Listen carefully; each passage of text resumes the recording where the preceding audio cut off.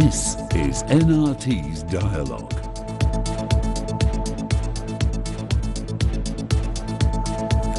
سڵاوتان لەبێ من توانە عوسمان لە ئەڵقەیەکی تری بەرنامەی دیالۆگا پێتان گەیشتمەوە. بابەتی ئەم ئەڵقەی دیالۆگ قسەکردنە لەسەر پرسیاری ئەوەی کە ئایا هەرێمی کوردستان پێویستی بە ئارامی و ئاسایشە یاخود دیموکراسیەت و ئازادی. بۆ قسەکردن لەسەر ئەم بابەتە 4 میوانی بەڕێز ئامادەیە هەرێک لە کاک سەرار عوسمان ڕۆژنامەنووس بە خراپنێکی تایبەتیەکەین. هەروە لە میوانە بەردەوامەکانی بەرنامەی دیالۆگ کاک دکتۆر شاوە ساعی بە خراپنێکین و دکتۆر زانارەوە بە خراپنێکی تایبەتیەکەین و هەروەها ڕۆژنامەنووس کاک توانە ئەحمەد لەگەڵمانەیە لە مەڵقەیە بە خراپنێکی تایبەتیەکەین. کاک سەرار لە جەنابتەوە دەست پێ بکەین. ئێستا ماوەیە کە لەو زڕوفەی هەرێمی کوردستانی پاتەیە پەڕێ لە نێوەندی دیبلۆماسیەکانە بازەوە ئاکرێت کە بەشێک لە باڵێزەکانی وڵاتانی ئەوروپا بەشێک لە قونسڵەکانی ناو هەرێمی کوردستانەوانی کە تەمسیلی با بڵێن ئەوروپاکەن قسە لەسەرەوەکەن هەرێمی کوردستان لە بەردەم ئەگەری پشێوی و لە بەردەم ئەگەری گۆڕانکاریی دیموکراسیە پەیوەست بە بابەتی سەرۆکایەتی هەرێمەوە. مناقەشەکە ئەوەیە کە بەشێک لە نوێنەراتی وڵاتانە و بەشێک لە نوخبەی با بڵێن ڕۆشنبیریش تا ڕادەیەک و بەشێک لە چاودێرانی سیاسیش لەگەڵەوان کە هەرێمی کوردستان بتوانێت ئەو هێمن و ئارامەی کە هەیەی بیپارێزە باشترە لەوەی کە ئستحقاقێکی دیموکراسی تر تۆمار بکە کە ئەویش دەسا و دەستکردنی ئاشتیانەی دەسەڵاتە لە هەرێمی کوردستانە بەو پێی کە نوێنەرانی وڵاتانی خۆر ئاوا لەگەڵەوەیان کە هەرێمی کوردستان بە حکمیەوەی لە شەڕی داعشایە بە حکمیەوەی کە توانای انتخابات با بڵێن ئەنجامدانی هەڵبژاردننی نیە باشتر وایە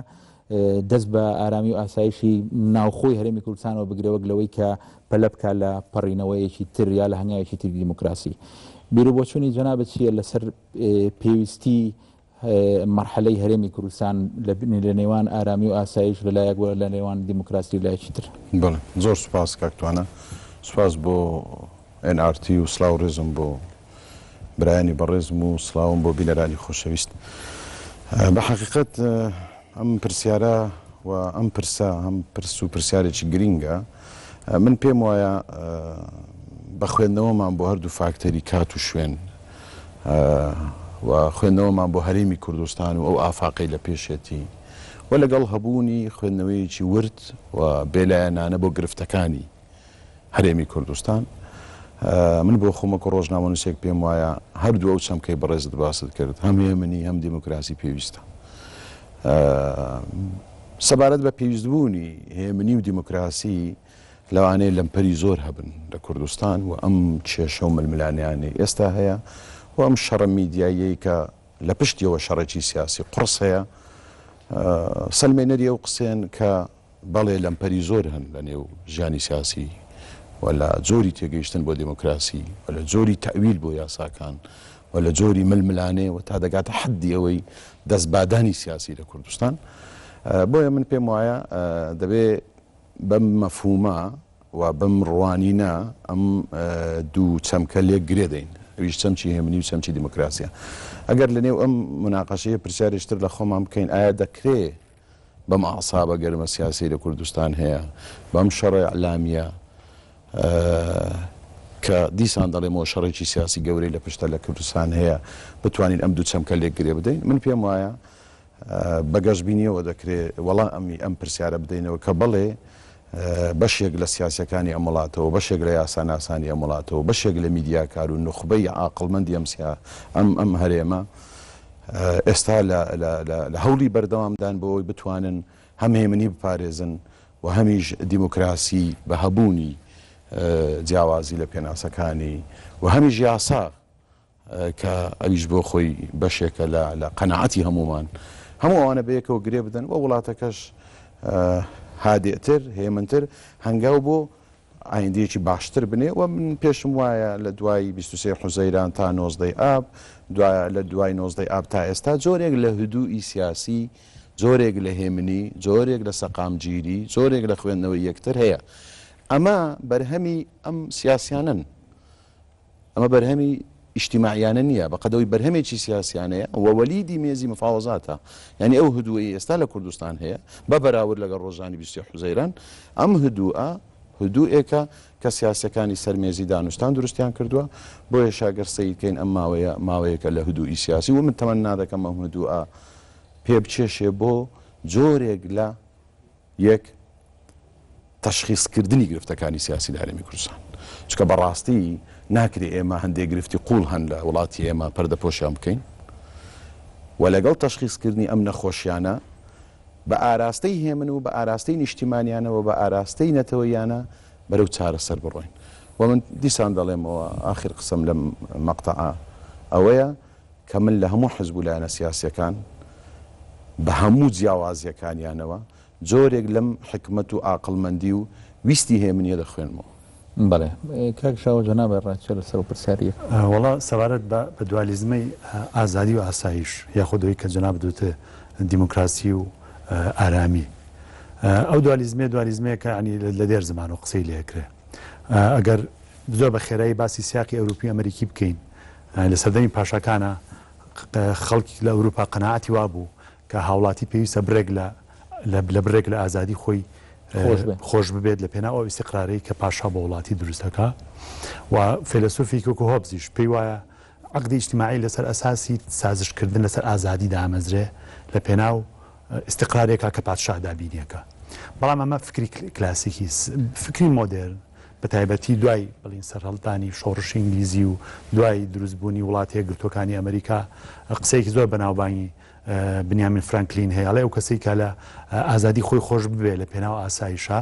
ئەوە سەرنجام هەردووکی لەدەسەیە وشانی هیچیان نییە بەڵێ شایانی هیچیان نییە و ناگا بە ئازادی و ناگا بە ئاسایشش بەڵام ئەمە سەبارەت بە سیاقی ئەوروپی و غەربی کە هینە ناو سیاقی خۆمانە لە ناو سیاقی خۆمانە تاوکو ئێستا ئەم مەسلەی کە ئازادی گرنگە یاخود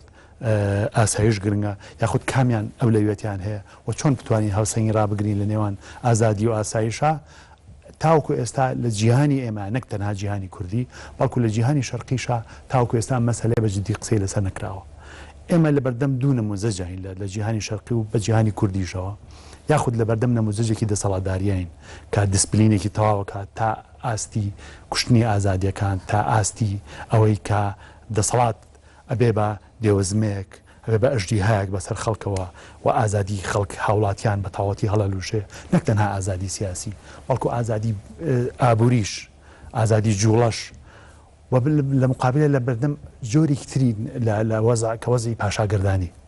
بۆ نمونەگەر ئێمە هەر نمونەی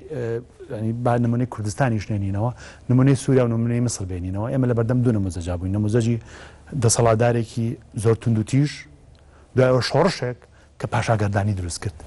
واتەوەکو چۆن لە نێوان ئارامی و لە نێوان دیسپلینی دیکتاتۆریا خەیتێ هەیە زۆرجار ئەو ئارامی کە دەسەڵاتدار دروستیەکە بەرەو دیسپلین و دیکتاتۆریە تەروە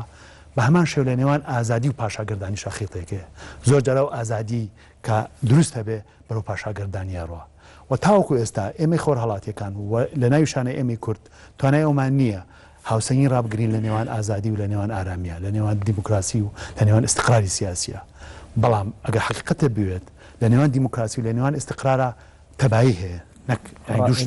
ڕاستەوانە هەیە ینی دیموکراسی استقرار دروستەکە ئەگەر دیموکراسیەک نەبێتە هۆی دروستبوونی استقرار و ئەگەر ململانەیەکی سیاسی نەبێتە هۆی استقراری سیاسی ئەوە ململانەیەک مزەیفە ململانەیە نییە کە دیموکراسی لێ بکەوێتەوە من ئەوەی کە ئێستا لە کوردستان ئایبینم بۆی دوو نەڕۆم ئێمە لە بەردەم دوو نموزەجین نموزەجێک کە تەنها ململانێ ئەکا بە ڕەدیفی پاشاکردانی و لە بەردەم نموزەجێکی تراین کە ئیستقرارەکە بە ڕەدیفی دەسەڵاتێکە دیسپلین دیکتاتۆری داکوتێ بۆی ئێمە لە هەردوو حاڵەتەکە لە بەردەم مەترسیین ئێمە تاوەکو ئێستا نەمانتوانیەوە دیموکراسی و استقراری سیاسی پێکەوە ئاش بکەینەوە ڕەنگە لە کوردستانە پاشاگردانێکە و سووریان نەبێت بەڵام لە کوردستانە زۆر جار بەدیلی دیموکراسی دوو ئیدارەیەوە زۆر مەترسیدارە یعنی یا ئێمە ئەبێ بەو شێوێت چینەگەمی سیاسیەوە کە خۆمان بەدڵمانە یاخود دوو ئیدارەی دروستەکەین یاخودەوەی کە لە سەردەمی سەردەمی ڕاپەڕین و پاشەوە لە سەردەمی شەڕی ناخۆیە لە سەردەمی ڕاپەڕینە ئێمە کەوتینە بەردەم ئازادی بەڵام هەر خەڵک بوو لە ئازادی خۆی خۆش بوو ئازادی خۆی یا بە حیزبەکانی بەری کوردستانی بەڵام حیزبەکانی بەری کوردستانی بەناوی استقرارە و کوردستانیان دابش کرد و شەڕی ناخۆیان دروست کرد و ئێستاش ئێمە لە بەردەم خەتەرێکی تراین و ڕەنگەوەی کە ڕێگر بێ لەم خەتەرە ئەوە نەبێت کە سیاسەکانمان حەزیان لە شەڕ نەماوە بەڵکو ڕەنگەوەی کە ڕێگر بێ ناتوانە شەڕ بکەنەوە خەڵک ڕەنگە ئەوەنە بە ئاسانی شەڕیان بۆ نەکە بۆیە تاوەکو ئێستا ئێمە لەسەر ئاستی و شاری سیاسی لە بەردەم مەترسیەکی گەوراین و بەڕێی من بە هەمانەوە ئەندازەی کە ڕوومان لە سیاسەکانە ئەبێ ڕووشمان لە خەڵک بێ کە نازانێ ئازادی خۆی بەدەوێنێ. دکتۆر زانا جەناب کارێک بووی کە برای بەڕێز دکتۆر شاوا مەژەی پێ ینی لە ڕووی تیۆریەوە کاتی خۆی بۆ نمونە لە دوای شۆڕشی فەڕەنسا سەردەمی ڕۆبسبێر ئەنوت سەردەمی تۆقا بە سەردەمی تۆقااندن ناسرا بوو ئەیان شوپان ئەیان و فەڕەنسا لە بینی مەقسەڵە و فەوزایەژی مەقسەڵە وەکو شوپاندنێک بۆ قۆناغی ئارامی کە بێ حکمیوانە بیت کە ناری تۆکەن لەگەڵ فەوزایەکە کە خەڵک بە دوای دیموکراسیەت و بە دوای ئارامی ئەو ئازادی کە پێویستی بۆی بگەڕێ بێگومان ئەم دوو تەوەرەیە ئەم جیاکردنەوەی لە ئەساسا خۆی جیاکردنەوەیشی هەڵەیە یعنی تۆ گەر بتێ چکمانە هەردووچیان دەتوانانی وەکو مافسێری بکەیت چکگەر تۆ ئازادی لە ئارامی جا بکەیتەوە ئەمیشە ئەم دوو دەستەواژەیە وەکو پاساوێک بەکارێنێت نەک لە ئەسڵا خۆی بەشێک بە لە حەقەیەکە بۆ دروست بوو من گومانیشمەیە لەوەی کە لە کوردستانە ئەم دوالیزمەیە تا سەر بڕات یعنی تەنانەت ئەگەر بڕۆی ئێستا بۆ ناگەر بە نمونە بێت لە کوردستانە دیموکراسی هەیە و ئەستقرار هەیە بەڵام هەمان قساتوانی بەکاری بێتەوە بڵێ لە کوردستانە دیموکراسی نێو ئەستقراریش نییە ینی یەکێکیان نەبووە تا جێگرەوە بۆ ئەوەی تریان کە مامەڵی لەگەڵا بکە یعنی کوردستان نە ئەوەیە کە جێگیربوونی هەبێت نە ئەوەیە کە دیموکراسی هەبێت نە ئەوەیە کە جێگیربوونی نەبێت نە ئەوەیە کە دیموکراسیشی نەبێت بەڵام ئەگەر ئێمە بۆن منە لەسەر ئەگەرەکان کار بکەین فەرەزان ئەگەر ئێمە وای دابنین کوردستان ئەوێت دیموکراسی بۆ قۆناغێکی کاتی وەلا بنێت بۆ ئەوەی کە جۆرێک لە ئارامی و جێگیری لە وڵاتەکە بشوپێنێت ئەگەر بەسەر ئەو بە هەمان تیۆری دەوڵەتە هۆبزیەکان بڕۆینەوە بۆی کە وڵاتەکە بەر ئارامی بڕوا بێ ئەو تەبەقە سیاسی کە لە وڵاتێکی ئێمە هاوشێوەی ستەمکارێکی ڕۆشنگەر بێت یعنی بەڕاستی بزانانی ئەم وڵاتە ئەتەیە بۆ چۆ بەرێ یعنی ئێمەش ئەسڵەن لە ئەجیندا و ئەدەبیاتی ئەم سەکردانەیە باگەر خۆشیان نێڵن ئامادەگی ئەوەی نییە بڵێ من ئەو ستەمکار ڕۆشنگەرم بۆ منە سەدام حوسێن ستەمکارێک بۆ لە وڵاتەکە بەڵام خۆی بە ڕۆشنگەر داناوە بۆیە سەردەمی هێشتاکان لە سەردەمی بەعسا نابوو بە فەتەی ڕێنیسانس قۆناغی ڕێنیسانس بوو بۆ منە ئەو شانازی بۆ کەریو لە کۆتایی هێشتاکانە لە عێراقا نەخوێنەواریم نەهێشتووە کۆتاییم پێێنەوە کەواتەوە خۆی ناو ستەمکاری کە ڕێگری ئەگرێ لە چێ ڕێگری ئەکات لەوەی کە ناجێگیربوون دروست بێت لە وڵاتەکە بەڵام لە هەمان کاتە ڕەنگە لە دیوە دیموکراسیەکە پاشگەز بوو بێتەوە بەڵام لە مقابلا وڵاتەکە لە قۆناغێکی خراپ و بەرە قۆناغێکی باشتر ئەڕوا ئەوەی کە ئێستا لە کوردستانە هەیە بە قەناعەتی شخصی من لە طبقەی سیاسی ئێمە هیچیان مواسفاتی ئەم ستەمکارە ڕۆشنگەرانتیان نییە چکە سەرکردەی وڵاتی ئێمە بۆ ناگەر نمونەی سەرۆک حیزبەکان وەرگری هەمووی سەرۆکی لۆکاڵین واتە ئەم پێشوەخت دابەشبوونەمان هەیە کە ئەم سەرۆکانە ناتوانێت ئەو دەورە بژێڕێت بۆیە کەواتە ئەگەر تۆ بتوێت بنیادی جێگیربوون لە وڵاتەکە لەسەر بناغی ئەوە دابنی کە بایمە لە قۆناغێکا دیموکراسی وەلا بنین بۆی قۆناغێکی جێگیربوون دانێ بۆی ڕێنیسانسمان بۆ بخڵکەنێ پێویستمان بە دیکتاتۆرێتێکی ڕۆشنگەرەکان هەیە ئەمە لەم قۆناغای زۆر دوورە کەواتە تۆ لە ئەساسەوە ئەبێ ئەگەر پۆلێنکردنەکەمان پەسەند کرد ئەبێ و بڕگەیل بە دوور بخینەوە لەسەر ئەوەی کە ئێمە لەگەڵ ئەم ستەمکارەیە کە ئامادەیە بۆ جێگیربوونمان بوێنێ ناتوانێت چکە ئەو مواصفاتانی تیانێ لەم قۆناغایە بتوانێت بە شێوەیەک لە شێوەکان دەوری ڕۆشنگەرێک بینێت کوردستان لە دۆخێکی خراپ و بەرە دۆخێکی باشتر بەرە بۆیە باشترین چارەسەر بۆ ئێمە هەرێ بگەڕێتەوە بۆ دەرگای دیموکراسیەکە لە دەرگای دیموکراسیەکەەوە بەرەو ئارامی بگەڕێیت کاکتۆنە من پێم وایە دەسەڵاتی سیاسی لە کوردستان لە یەک کاتدا ئەبێ دموکراسیش بێ ئەوە بێ دەستەبەری ئاسایشیش بکەوە پێم وایە وەکو جەناب پەیوەندی ئەو دوو چەمکە پەیوەندیشی ڕاستەوانەیە یەکتر تەواوەکەن تۆ لە کوردستانە ئەبێت ئاسایش هەبێ و بێت دموکراسی هەبێت چکە هەردووچیان ئەمانە پێداویستی ئەم کۆمەلگایان و کۆمەلگایەک بێ ئاسایش ناتوانێت بژێ بەڵام ئاسایشی بێ دموکراسی پێمانە دەستەبەر ببێ بە تایبەتی ئەم مەفهومە ئەو پەیوەندیە ئەو دوالیزمە لە ئەوروپا و لە بیئەی سیاسی و کللتوری ئەوروپا جیاوازە چکە لە ئەوروپا کۆمەلگایەکی زیندوو هەیە و کۆمەڵێک دەستگای چاودێر هەن بەسەر دەسەڵاتی سیاسی و ئەتوان ڕێ دەسەڵات و دەسەڵاتێکی سیاسی ستەمکار بگرن ینی کە دەسەڵاتی بێت کە تەجاوزی سەر دموکراسی نەکەیان تەجاوزی سەر ئاسایش نەکەیان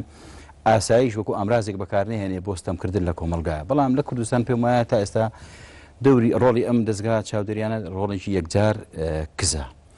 جگەل ئەوەی باسیشی لێوەکەی سەبارەت بە بیر و بۆچوونی کە کاکسەراریش باسی نەکرد نوێنەری وڵاتان و قونسڵەکان سەبارەت بە پرسی ناوخۆی هەرێمی کوردستان پێم وایە ئەمە تەنیا دیوێکی وێنەکەی دیوێکی سوورەکەیە کوردستان ڕاستە پێویستی بە پاڵپشتی نێودەوڵەتی هەیە بەڵام ئەو پاڵپشتی لە شێوە دێ لە دەسەڵاتی سیاسی و لە حکوومەتانە نایە کە ئێستا بەبێ پاڵپشتێکی جەماهیری لە ئەوروپا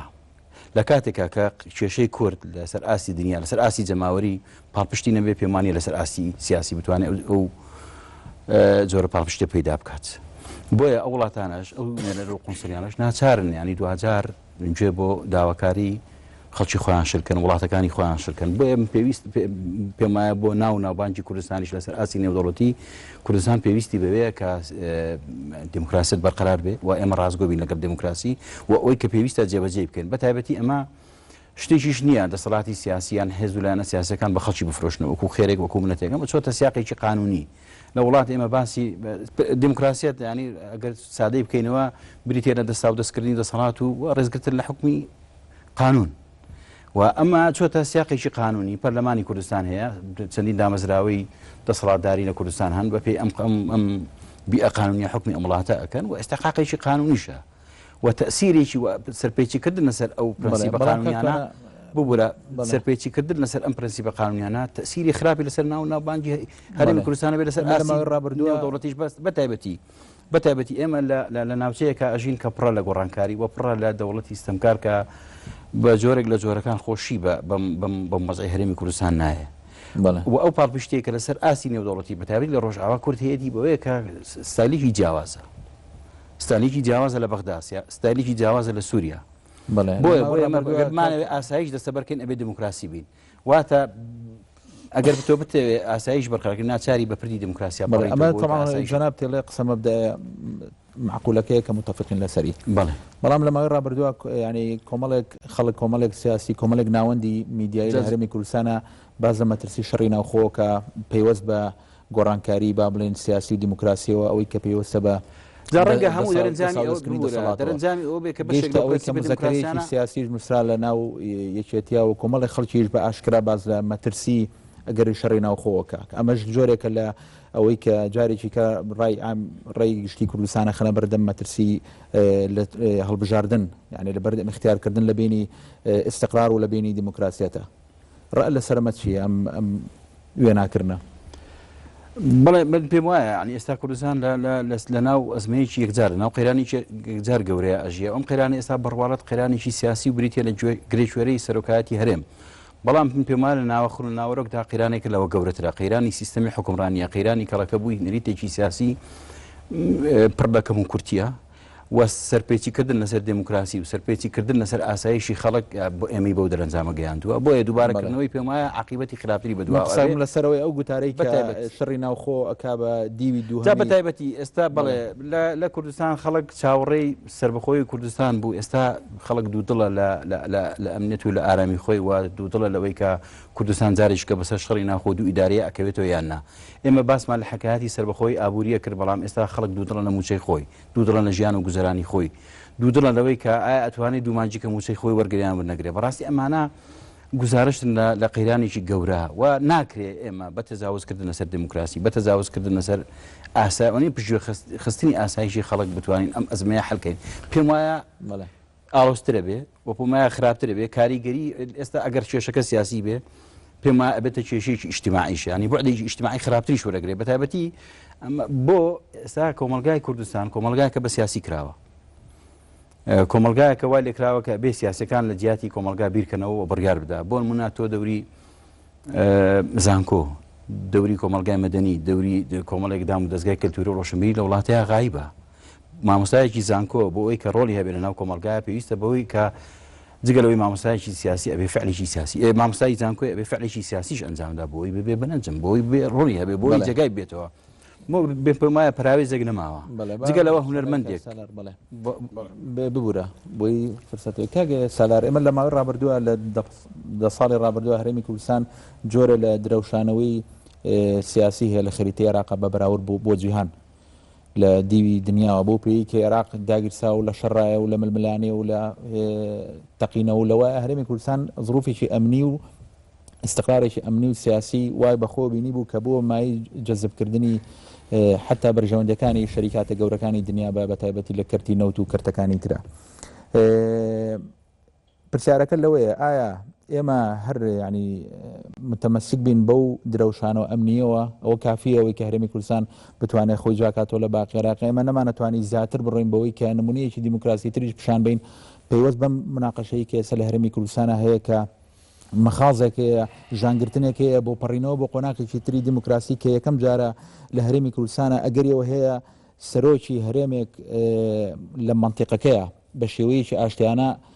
دەور و تەسلیمکە کە لەم منطقه تقریبا ڕووی نایەوە و بێ بە سابقەیەکی مهم کە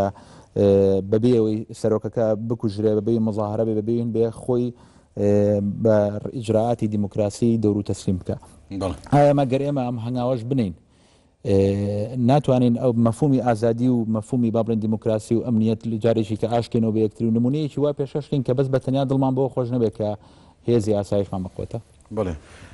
وڵای من پێم وایە ئێمە دەبێت لە ئیشکالێک خۆمان نەجات دەین ئەویشەوەیە استقرار و دیموکراسی دژنین. لە هەندێک کۆمنتی برادران هەستم بەوە کرد کە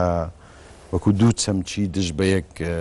زۆرێک لەو زەهنیەتەم بۆ دروست بوو ئومێدەوارم هەڵە بووم.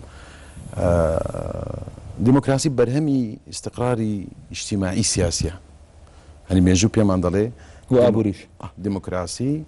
ئەو کاتێک کە دەنگە بڵندەکان و شمشێرەکان و زوڵمەکان وەستاون خەڵک هاتووە دەنجی داوە بۆی لە ڕێی دیموکراسیەوە حکومڕانی تەنزیمکە کەواتە ئەگەر بە مێژوی مرۆڤایەتیدا بچینەوە ڕێک دیموکراسی بریتە لە بەرهەمی استقراری سیاسی کۆمەڵایەتی ئابووری ڕۆشنگەری تا دوایی بۆیە ئێمە ئەم دوو چەمکە لە بەرامبەر یەکدانەنین بۆیە منیش لە بیدایەتی وەڵامەکەم گوتم هەردوو چەمکمان پێویستە و دەبێت عاقڵمەندانی ئەم وڵاتە ئەم دوو چەمکە لە یەک گرێ بدەن چکە دیموکراسیەک نییە بەبێت سەقامگیری هێمنی اجتیماعی و هێمنی سیاسی و هێمنیەکیش نییە لە نەتیجەدا کۆرپەیەک لە دیموکراسی فرەنەداتە دەرەوەی خۆی ئەمە لەلایەکی تکە من سەبارەت بە مەسەلەی شەڕی ناو خۆ و دوو ئیدارەی زۆر قسە دەکرێت کاکتوانە میدیا لە کوردستان پێویستە وەکو بەشێک لە تەنزیمی فکر و تەنزیمی ڕایگەشتیش پێویستە لەوە زۆر بەرپرسانە مامەڵە بکە تا ئێستا هیچ حزبێک هیچ سەرکردەیەک هیچ مەکتەبی سیاسێک باسی دوو ئیدارەی و شەڕی ناوخۆی نەکردووە ئەوەی کراوە لە زاری چەند ئەندام پەرلەمانێک کە سیاسەتی حزبەکانیان ڕەسم ناکەن ئێمە با ئەم وێنەیە هەیە کە هەموو برادەران هەموو سەرۆکی حزبەکان هەموو مەکتەبی سیاسیەکان دەڵێن دوو ئیدارەیی نابێ دوو شەڕی ناوخۆ دروست نابێ ئێمە ئەم بوارە جێ دێڵین ئەسڵەن باسی ناکەین چونکە ئەمە قەدەغەیە جۆرێکە لە حرامی سیاسی لە حرامی اجتیماعی ئێمە با لە ئەعلام ئەم دیوەیە ئیبراسکەین ئەم دیوەی ئیبراسکەین گەنجێک ئەندام پەرلەمانێک پیاوێکی منفعیلی فلان حزب قسەیەکی کردووە ناچێتە ناو ڕسمی سیاست بۆیە من دڵنیام بەم ئاراستەیە کە شەڕ نابێتەوە ئەسڵەن سەبارەت بە پرسیارەکەی جەناب گەڕێمەوە لای جەناب ببورن بنەرانی خۆشەویست دوام ناوەڕاگەڕێنەوە بەردەوام ببین لە مناقەشەکەمان.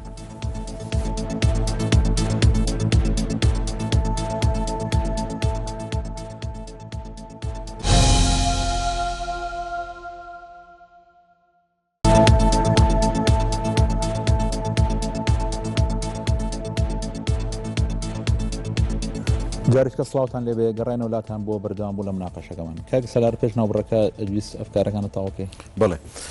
سەبارەت بەم مەفهومی مەسئولیەتی ئەعلامی من پێم وایە ئەم قۆناغێکە پێویستە ئەعلامیەکان و بەتایبەت کەناڵە زۆر کاریگەرەکان زۆر بە مەسئولانە معاملە لەگەڵ ئەم وێنانە ئەم تەسریحانە بکەن دێمەوە سەر ئەو بابەت و پرسیارەی جەنابتان کە باسیەوەتان کرد ئایا دەکرێت ئێمە هەر لەسەر سەرینی ئاسایش بخەوین و دیموکراسی بە جۆرێک لە جۆرەکان پشتگوێ بخەین من پێم وایە ئەم ئیشارەتەی جەنابیش لە پرسیارەکەی باست کرد کە دنیا زۆر بە ئێتیمامەوە سەیری ئەم ناوچەیە دەکا و پێی وایە ناوچەیەکی جیاوازە ئەمە بۆ خۆی بەڕاستی وێنەیەکی پۆزەتیڤە بۆ هەرێمی کوردستان کاتێک کە ئەمریکا لە شەڕی داعش لە چەند سەعاتێک دێتە سەرخەت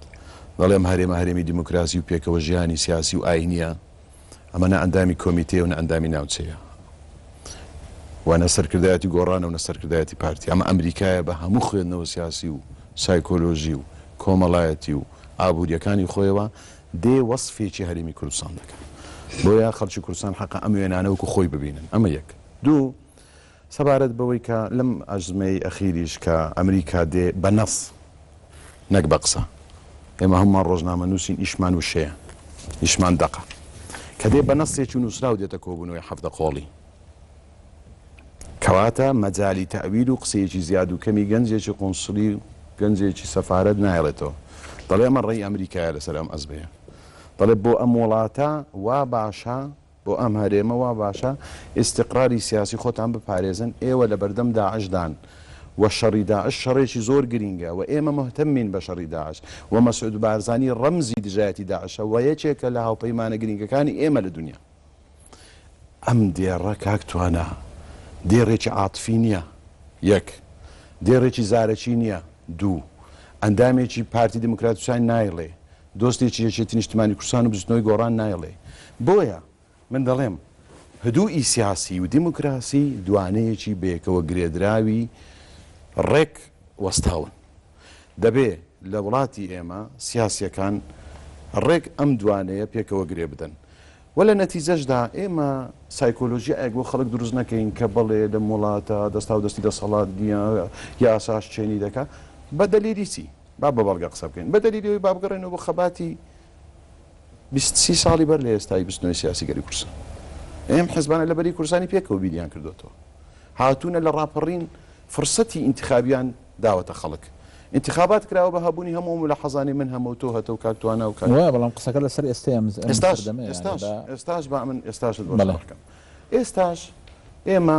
لە بەردەم ئەم هەموو ئاژاوە و شەڕین و کاتی خۆی ئێمە زۆر جار دەمانگو هەڕەشە هەیە، کۆمەڵێک برادر و ڕووناکبیر لێرە و لەوێ دەیانگو هەڕەشە نەماوە، ئەوە ڕووناکبیر و سیاسەکانی پارتی دموکراتی کوردستان و یەکێتی نیشتمانی کوردستانن هەمیشە بە هەڕەشە ئەم میلەتە ئەترسێنن، ئەجینا دنیا زۆر ئاساییە و خەڵک دەتوانێت ڕۆن بۆ هەڕەشە هەیە و داعش هاتە نزیک هەولێر و سلێمانی. ئێستاش هەڕەشە هەیە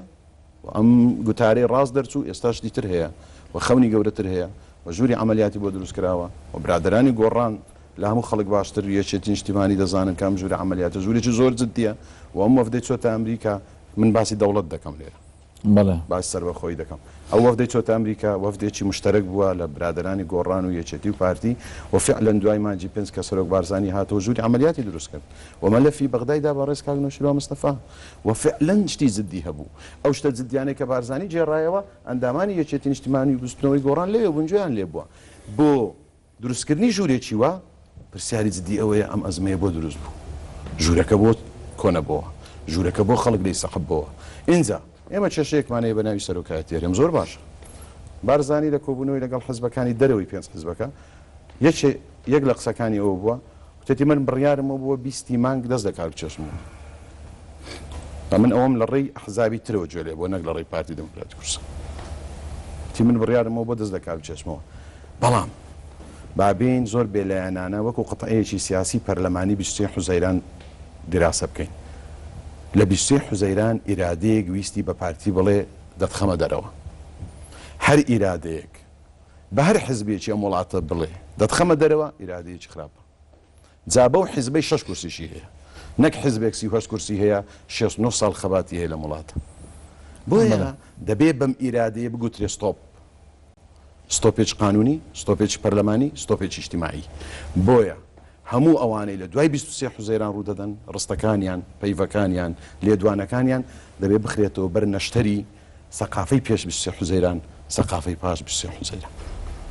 بەڵێ بە بتوێنەی کاکشاهۆ کاکشاوە جارێک کاتمەوە سەر و مۆزوعی کە یعنی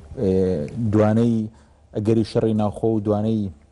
پەڕینەوەیەکی دیموکراسی تر لەمەیکە ئێستا هەیە بۆ بە گوتارێک ئێستا لە هەرێمی کوردستانە.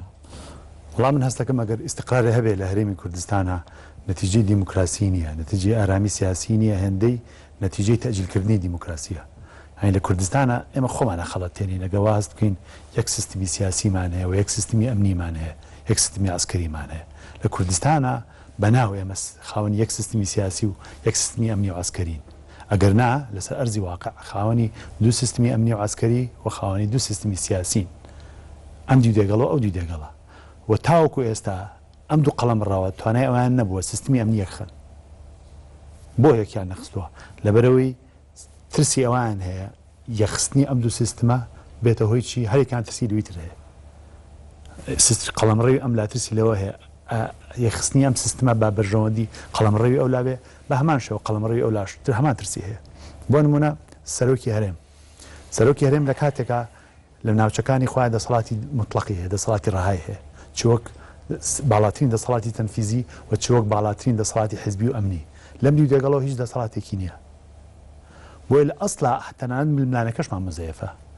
هەنی نە ململانەیەکی ڕاستەقینە هەیە لەسەر دەستا و دەستکردنی دەسەڵات و نە ئیرادەیەکی ڕاستەقینەش هەیە بۆ دروستکردنی ئارامی سیاسی. ئەوەی کە هەیە لە کوردستانە تەجیلکردنی ململانەی سیاسیە، تەجیلکردنی دیموکراسیە و تەجیلکردنی تەنان مەسەلەی نەتەوەیشە لە پێناو دەستگرتن بۆ دوو قەڵەمڕەوە حیزبیە. ئەگەر نا ئێمە بە خەونیش نەمان، ینی 10 ساڵ لەمە پێش بە خەونیش ناهاتە خەونمان کە کەرکووک هێندە بە ئاسانی ئیداراتی حکوومەتی لێ بکێشێتەوە و ببین بە خاوەنی قوارەیەک. خانەقین ئێمە خانەقین لەژێر دەسەڵاتی کوردیە، کەرکووک لەژێر دەسەڵاتی کوردیە، بڕێکی زۆری ناوچەکانی مووسڵ لەژێر دەسەڵاتی کوردیە. بەڵام دەسەڵاتی کوردی لەم ئازادی ڕاکە کە ئازادیەکی نەتەوەی عێراق پاشەکشەی کردووە ناوچانە. ینی وەکو بڵی هاتۆ وەکو قەتعەیەک، یعنی لەسەر سینەیەک لە ئاڵتون هاتۆتە بەردەست دەسەڵاتی کوردی لە ئازادی نەتەوەی ڕاکە، لە ئازادی ئەو ڕاکە کە توانای هەبێ سەربەخۆی ڕابگەێنێ. لە مقابلی شایمە لە بەردەم نەمەتێکی لە هاوڵاتیین لە ئازادیەکانی تر ڕاکە. بۆیە من هەست دەکەم شتێ نییە، تۆ ناتوانانی ئازادی و ئیلتیزام بکەی بە گژێکتریە. ئەوەی کە لە کوردستانە هەیە ئازادی و ئیلتیزام کراوە بە گژێکتریە. ئەگەر بەشێکی سیاسی بێ، بەشێکی کولتوریە، بەشێکی کۆمەڵایەتیە، هاوڵاتی لە وڵاتی ئێمە لە ئازادیە ترسێ. ئێستا بۆ نمونە خەڵکی ڕاکە بە ئەوروپا، لە پێناو چیە ڕاکە بە ئەوروپا؟ لە پێناو ئاسایشە، چکە لێ ئاسایشەیە، بەڵام شتێکی ئەوروپا ترسێ، لە ئازادیەکەی ئەوروپا ترسێ. واتە ئاسایشەکەی ئەوروپای ئەوێ، بەڵام ئازادیەکەی ئەوروپایی ناوێت. ئێمە زۆر گرنگە لەسەر کولتوری سیاسی، لەسەر کولتوری کۆمەڵایەتی، لەسەر کولتوری ڕۆشنبیری خۆمان هەمووی هەڵۆشێنینەوە. باز لەوە بکەین کە ئێمە چ جۆرە ئازادیەکمانەوێ و چ جۆرە ئیلتیزامێکمانەوێ. ئەوە لایەت نەچێ ئێمە لە هەردوو وشەکە ئەترسین. لە وشەی ئاسایشە ترسین و لە وشەی ئازادیشە ترسین. لە وشەی ئاسایشە ترسین لەبەر ئاسایش قەنادیفی مەدلولی ئەمنە. کەوتە ئاسایش کەوتەوە ئاسایشات دەست بەجێ ترسی. لە سەردەمی سەدام حوسێن بوو تا ئەمن هات دەست بەجێ ترسی. لە مقابلیشە بڵی بچۆ کوڕەکەت ئازاد کە یاخود کچەکەت ئازاد کە بە ئازادی خۆی قسە بکە، بە ئازادی خۆی جوڵە بکە. ئەترسی ئاسایش بێتە هۆی دیسپلین و دادپڵۆسین و ئەشترسی ئازادی بێتە هۆی پاشاگردانی. ئێمە لە بەردەم کولتورێکی لە بەردەم نخبەیەکی سیاسیین کە لە دیموکراسی ڕاکە و لە ئازادی نەتەوەی ڕاکە و لە بەردەم نەمەتێکی هاوڵاتی شاین کە لە ئازادی سیاسی و ئازادی کۆمەڵاتی و ئازادی ڕۆشنبیرەکانی خۆی ڕاکە. من قەناعەتم وابووە، ینی ئەلبەت من کەسێکم زۆر گۆڕانکاریم لە قەناعەتی خۆمان دروست کردووە. بەڵام قەناعەتی ئێستا قەناعەتێکی تەواو جێگیرم لا دروست بووە بە هەمانەوە ئەندازەی. ئێمە لە بەردەم کۆمەڵە نخبەی سیاسیین کە لە شەستەکانەوە تاوەکو ئێستا گەمەی ئازادی و ئاسایش بە خەڵکەکەن، ڕۆژی ئازادیەن و ڕۆژە بە جورعە ئازادی و بە جورعە ئیستیقراریەیەنێ بۆی درێژە بە تەمەنی سیاسی خۆیان بن لە بەردەم هاوڵاتیەکی شاین لەبەر لە ئازادی خۆی ڕاکە. و ئێمە شەڕی ناوخۆ تۆ باسی لە خەتەری شەڕی ناوخۆ کرد. ئێستا حیزبەکان ڕەنگە نەتوانن شەڕی ناوخۆ بە تفەنگ بە خەڵک بکەن، بەڵام حیزبەکان زۆر بە ئاسانیە توانن شەڕ جنێو بە خەڵک بکەن. حیزبەکان زۆر بە ئاسانیە توانن خەڵک تەجنید بکەن. بەڵێ ینی من ئێستا ینی کە شەڕی ناوخۆ تەواو بوو ئەلبەت گرنگە ئێمە قۆناغی شەڕی گرممان تێپەڕاندووە، بەڵام ئێمە ئێستا لە بەردەم قۆناغێکی تراین. بۆیە بەر لە بەرنامەکەوتم ئازادی ڕاستەقینەوە ئیستیقراری ڕاستەقینە قەت دروست نابێت تا ئەو کاتەی خەڵک و نخبەی سیاسی لە یەکجانە بنەوە. واتە ئەم خەڵکە دابەش نەبێت بەسەر نخبە سیاسیە وەکو هەویرێک بۆ شێوێ بیانەوێت پارتی بێ بەشێ لە خەڵکی کوردستان و هەویرێ بەکاربێنە دژی هێزەکانی تر، یەکێتی و بزوتنەوەی گۆڕان و هێز ئیسلامیەکان بتوانن خەڵک وەکو هەویر بەکاربێن و کۆمەڵێ کارکتەری سیاسی دروستکەن لە بەردەم لە میدیاکانە سنگی خۆیان دەرپەڕن و جنێو بن بە ڕکابەرە سیاسیەکانیان لە مقابلە کارکتەریکی سیاسیمان هەیە لە دەرگای لە ژوورە داخراوەکانە بەرامبەر یەکتی پێکەن و مجاملە یەکتیەکەن و بۆ ئەوی بەرژەوەندەکان یەکتیان پارێزن. ئێمە پێویست پیمان بە ئاگاهاتنەوەیەک هەیە، پێویستمان بە سەحوەیە هەیە لە وشاری ئینسانە ئینسانی کورد و ئینسانی شەرقیا بەگشتی. ئێمە ئازادیمانەوێت؟ ئەگەر ئازادیمانەوێت بۆ ئەوەندە لێ ترسین و ئێمە ئیستیقرارمانەوێت؟ ئەگەر ئیستیقرارمانەوێت بۆ یەکین بە ڕەدیفی دیسپلین و دیکتاتۆریەت. بڵێ ینی ئەگەر بگەڕێنەوە سەر ئەوی مۆزوعی کە ئەگەری ئەوە هەیە لە کوردستانە ئەگەر ئەو ئیستیقرارەت تێک بچێت و شەڕی ناخۆجاییتر دروست بێتەوە، ئەلبەت ئەبێ جیازی بکەین لە نێوان جەنگی داعش و ئەوەی کە پەیوەندی بە ناوخۆی کوردستانەوە هەیە، چونکە جەنگی داعش شتێکە لە دەرەوەی جسمی تۆیە. ئەگەر بۆ ئەگەر جەنگی داعشیش هەبێ بە شەڕی ناخۆ لە قەڵەم نادرێت. قەناعەتم وایە ئەگەری شەڕی ناخۆ لە کوردستانە زۆر دوورە، لەبەرەوە ناکە قەناعەتی شەخسی خۆمە ینی حکمەتی سیاسیەکانی وڵاتەیە کە ڕێگەنیان بە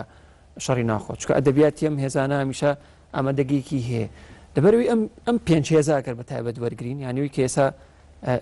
ئەم پێنج هێزە کە بڵین باڕادەستەکان لە هەرێمی کوردستانە 96 کورسی پەرلەمانیان هەیە، شاگەشتکەن بۆ دۆخەی خۆیان هەمویان. ئەوەی کە ململانیان لە ناوخواانە هەیە چییە بۆ نە پارتی 2 کورسی لە یەکەتی بەرێ، گۆڕان 3 کورسی لە یەکەتی بەرە، یەکەتی کورسێک لە نازام لە چێ بەرێ، مانە خوان لە ئەسڵا هێزی محافزکارن. بە دوای ئەوە گەڕن محافظە بکەن لەوەی کە خۆیان هیانە بەڵام بۆ دۆخی کە هەیە بۆی دروست بوو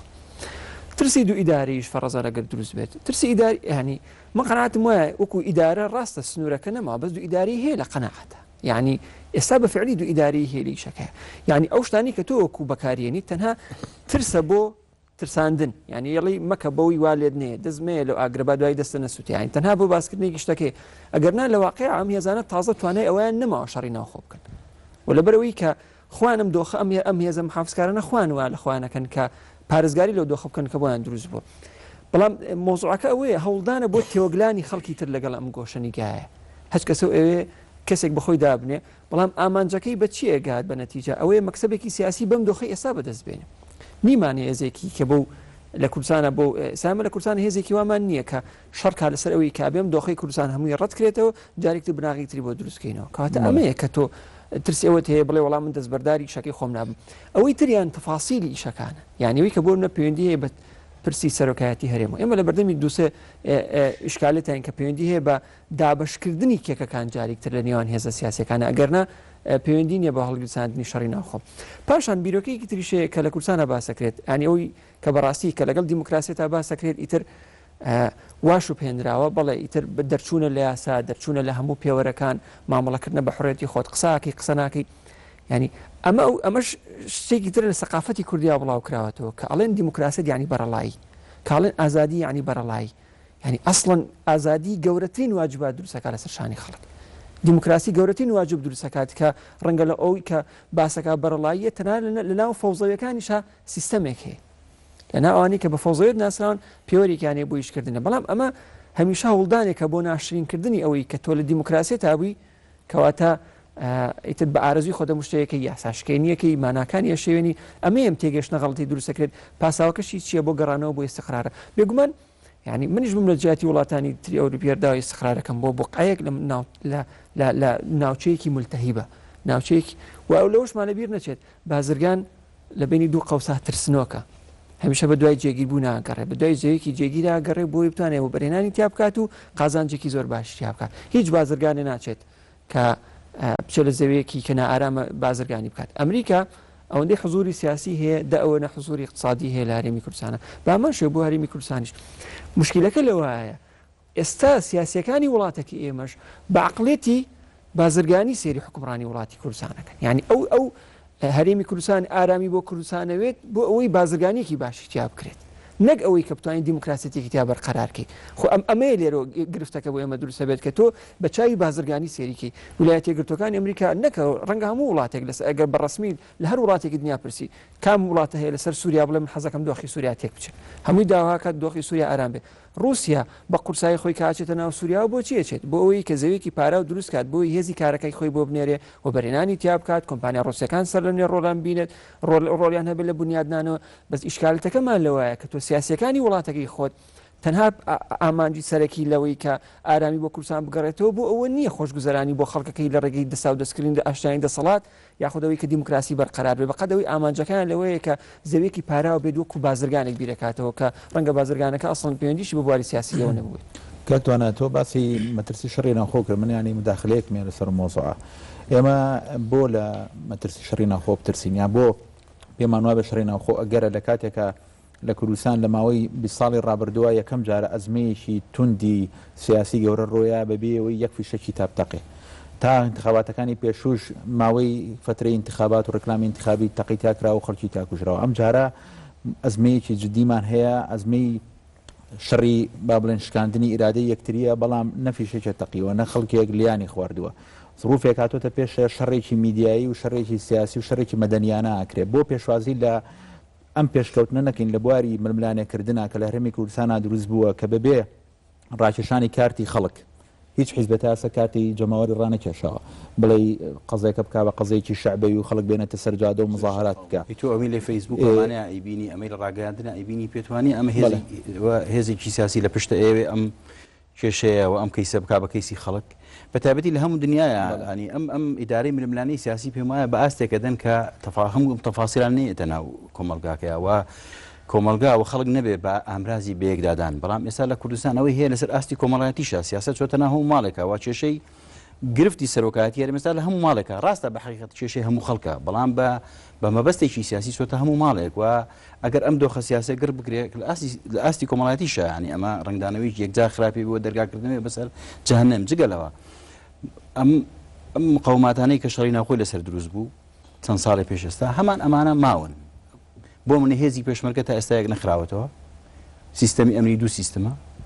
جگەلەوە دوو ئیدارەی وەکو کاک زاناوتی ئێستا دوو ئیدارەی بە فعلی هەیە بەڵام ئێمە اعترافی پێ ناکەین ئێمە باسی لێوە ناکەن ئیژینا بەڵێ ئەو سنووری دێگەڵە کە باسی یەکرێ تعبیر لە چی تعبیر لەوەی کە فعلا دوو ئیدارە هەیە و دوو قەڵەمڕێوی سیاسی هەیە و لە واقعی سیاسی کوردستان کۆنتڕۆل کراوە ئەم کۆنتڕۆلکردنە تەنیا لە ئاستی سیاسی نەماوەتەوە ئاستی ئابووری و ئاستی کۆمەڵایەتی و کەلتوریش ئەمانەشی گرتوێتەوە ئەمانە واتە ئەم کۆمەڵگایە کۆنتڕۆل کراوە و بەکایی سیاسی احتکار کراوە و ئاسانە هەر هێزێکی سیاسی لە دۆخێکی وایە بتوانێت کۆمەلگا بەکاربێنێ بتوانێت هێزی سیاسی خۆی بەکاربێنێ من پێم وانییە نەموتووە شەڕی ناوخۆ ئەگەرێکی نزیکە بەڵام یەکێکە لە ئەگەرەکان بەڵام ئەوەی ڕێ لێ ئەگرێ کۆمەڵێک شتە ینی تۆ مەترسی گەورەتر لەسەر لە داعشە بەتابەتی بەغدا کە ئێستا ئەو حکوومەتە لاوازە لە بەغدا کە بە درێژایی دوای 2023 تا ئێستا حکوومەتی عێراق بۆ شێوەیە لاواز و شکست خواردو نەبووە بەڵام بەو ئەندازەیە و بەو توندی و حدەتە نەیتوانیەوە فشار لەسەر کوردستان دروستکە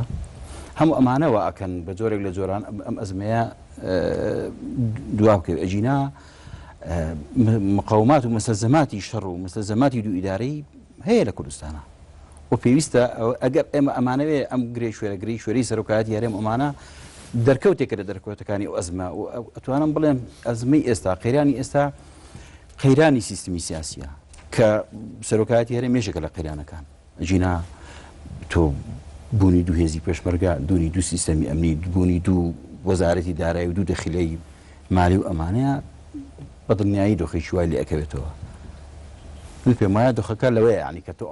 بەڵێ مەترسی دوو ئیدارەی هەیە مەترسی شەڕی ناخۆش بە جۆرێک لە جۆرەکان هەیە بە تایبەتی کە ئێستا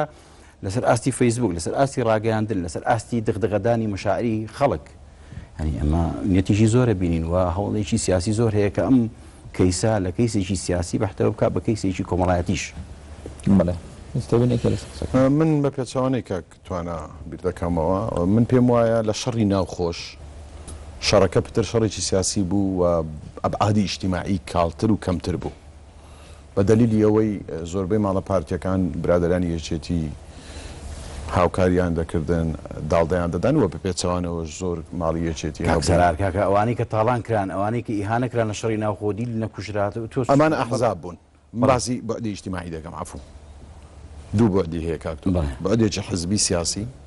کادیری حزب دێم فعلە دەکە بەڵام عایلە تۆ باسی بەعدی ئیجتیماعی دەکەی لە ڕووی ئیجتیماعیەوە من پێم وایە لە شەڕی ناوخۆش حیاتی ئیجتیماعی و بەعدە ئیجتیماعیەکە هادێ بوو تا ڕادەیەکی زۆر ئێستاش ئەم شەڕە سیاسی لە کوردستان هەیە کە من بۆ خۆم لەگەڵی نیم ململانێ بێ ئەمە شەڕێکی سیاسیە ئەم شەڕە سیاسی لە کوردستان هەیە بەعدە ئیجتیماعیەکەی نەگرتوتەوە من و تۆ هەردووکمان هیدوو حەزبین ئێوارە پێکەوە بە خۆمان دادەنیشین شەربەتێکی دەخۆینەوە ڕەخنەشمان هەیە قسەش دەکەین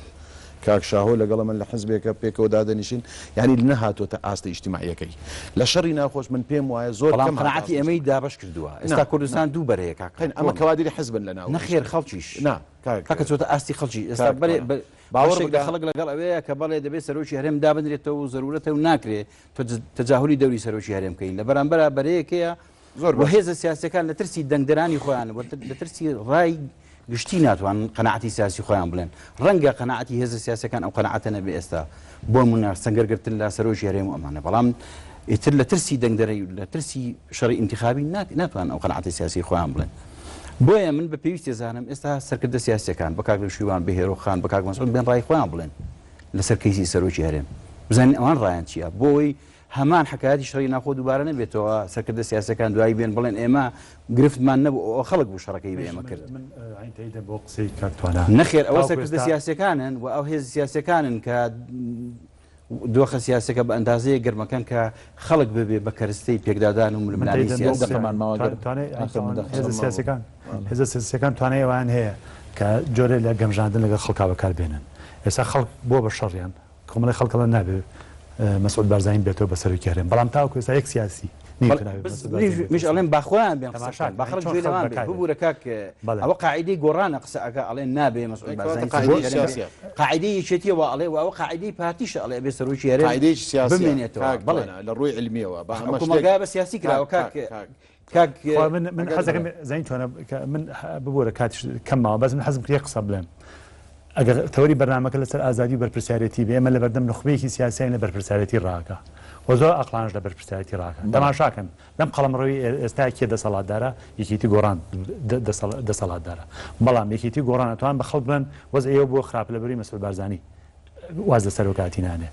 لە قەڵەمڕۆی ئەو لا پارتی دەسەڵاتدار بەڵام پارتیەتان بە خەڵک بڵێ تۆ بۆ خراپە لەبەرەوەی یەکێتی گۆڕان ناڵ کاک بۆ بە ئەندازەیە شەڕەکە لە بەرپرسیاری کاکە بە ئەندازەیە کاریگەری لەسەر وەزعی ژیانی خەڵکەیە بۆ مونێتەوە هاوڵاتێکی ئاسایی لە وڵاتە لە هەولێر لە دهۆک لە ڕانی لەکوێ دانیشتووە ئەگەر خاوەنی خانوەک بێ وەکو بە دەردی شعبی ئەڵێن 5 دەفتەر بێ ئێستا بووە بە 2 دەفتەر و نیو لە 50,000 دلارەوە خانوەکەی بووە بە 25,000 دلار ئەم پیاوە نشاطێکی اقتصادی کردووە نەکردن و فرۆشتنی کردووە نەکڕین و فرۆشتنی کردووە بەڵام لە ماڵەکەی خۆی دانیشتۆ بێ ئەوەی هیچی کردووە غەڵەتی کردووە زەرری کردووە کار و کاسبی خەڵک کاکتوانات کاریگەری کاک معیاریکردنە بە خەڵک کاریکردنە بە خەڵک ئەگەر فرصت کاریگەری واقعی سیاسی واقعی عسکری واقعی ئەمنی بەسەر اجتماعیات بەسەر کۆمەلگا خێزان ئەوانە هەیە وتەئسیری ئەبعادی سیاسی دوجار لەسەر کۆی مەزاجی مجتمعات هەیە بەڵام ئێمە لە ڕووی علمیەوە دەبێت مەفهومانە لێک چیاکەینەوە کاریگەری سیاسی لەسەر کۆمەلگا شتێکە من باسی ئەوە دەکەم نیازی خوا بمبورە بەس نەفەست کەمە نیازی سیاسی و ململانەی سیاسی و شەڕی سیاسی تا ئێستا لە کوردستان شەڕێکی سیاسیە نەهاتۆتە بەعدەی بەڵام ئەم جەبرە ئابووریە ئەم جەبرە اقتصادیە ئەم جەبرە اقتصادی وا ئەکا کە خەڵک لەسەر ئاسی سیاسی جۆرێک لە تەنازل و جۆرێک لە مساومەکە لەسەر ببوورە کاتوانە بینەرانی خۆشەویست تاڵقەیەکی تری دیالۆگ شاد و سەلامت بن.